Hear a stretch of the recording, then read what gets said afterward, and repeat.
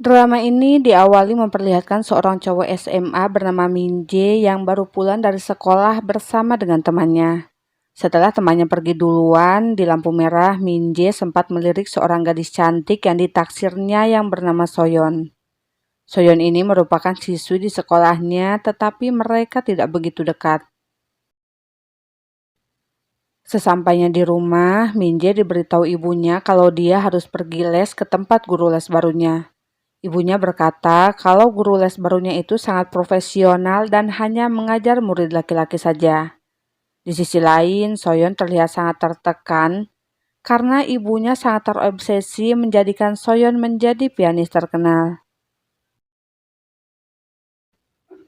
Esok harinya dengan menaiki kereta, Min Jae pergi ke tempat guru les barunya yang diketahui bernama Pak Choi. Sebelum belajar, rupanya Min Jae harus menandatangani surat perjanjian kerahasiaan, di mana surat ini berisi kalau dia tidak akan membocorkan semua kejadian yang terjadi di sana.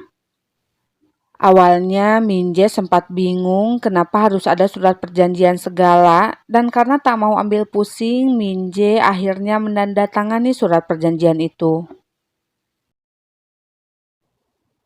Suatu hari di sekolahnya, Soyeon melihat seorang guru kimia yang sedang melakukan praktek di halaman sekolah mengenai tingkat ledakan natrium. Saat melihat ledakan itu, Soyeon pun sangat tertarik dan menanyakan beberapa pertanyaan kepada Min Jae, hingga akhirnya ia menghampiri guru kimia tersebut untuk mencobanya.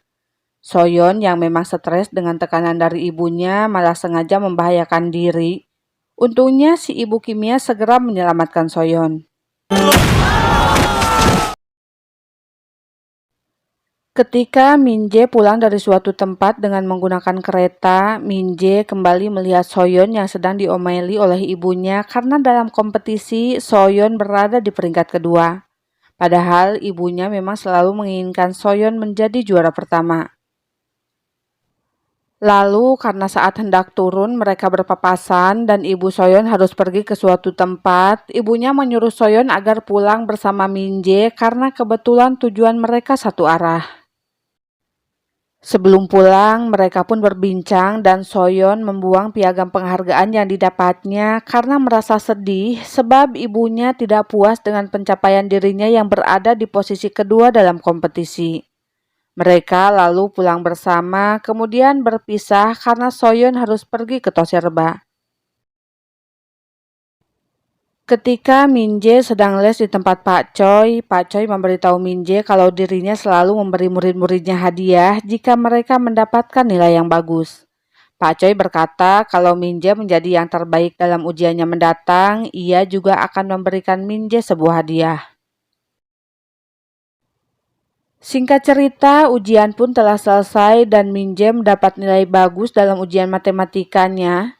Karena hal itu, malam harinya Min Jae diminta untuk datang ke tempat guru lesnya.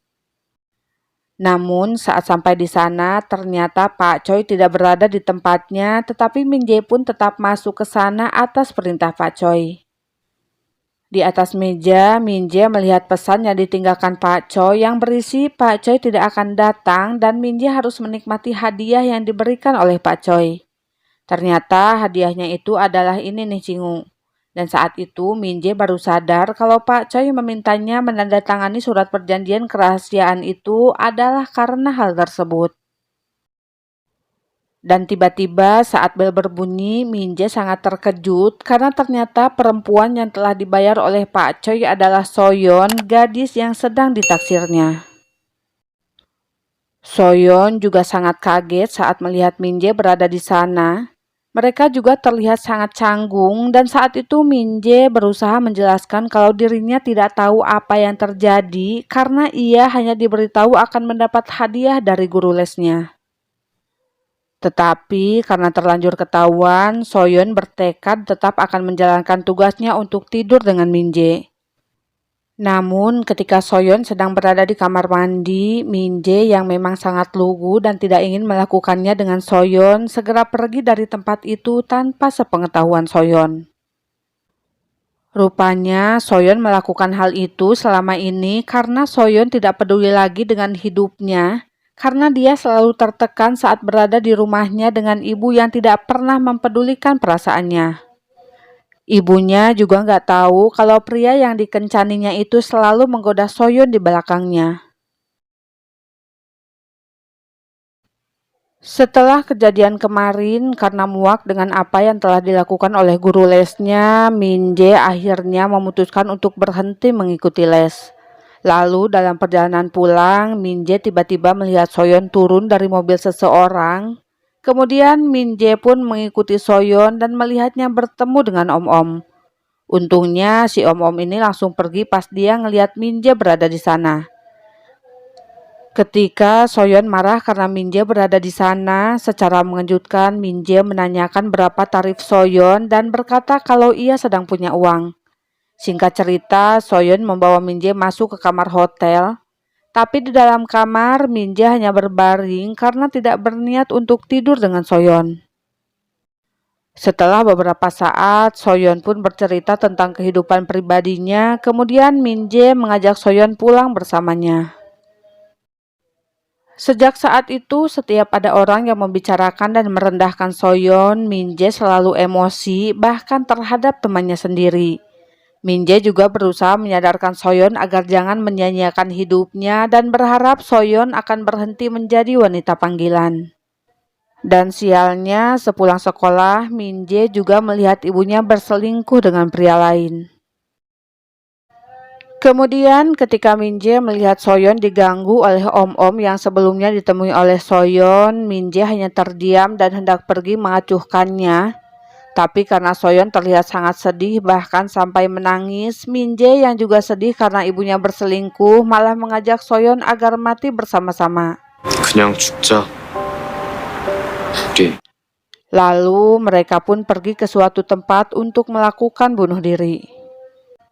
Mereka yang sama-sama muak dengan kehidupan masing-masing sempat bercerita tentang kehidupan satu sama lain di tepi pantai, lalu menyiapkan sesuatu untuk membuat ledakan sebagaimana yang dulu sempat mereka pelajari dari guru kimia. Soyeon juga terlihat membuang semua uang yang didapatkannya selama ini agar terbakar habis. Tapi setelah mereka mengenang kembali momen menyenangkan dengan orang tua masing-masing, mereka akhirnya mengurungkan niat untuk bunuh diri dan segera berlari menjauh sebelum ledakan terjadi. Drama pun diakhiri memperlihatkan mereka yang pulang bersama dengan menaiki kereta dan terlihat sangat kelelahan setelah menghabiskan malam bersama membuat ledakan tersebut. Kini mereka fokus belajar dan mulai menghargai hidup dengan meninggalkan semua pikiran negatif yang selama ini terlintas di benaknya masing-masing. Oke Cingu, jika kalian suka dengan videonya, jangan lupa like, komen, dan subscribe channel Mimin ya, biar kalian tidak ketinggalan menyaksikan drama-drama seru lainnya. Gomawo, bye-bye.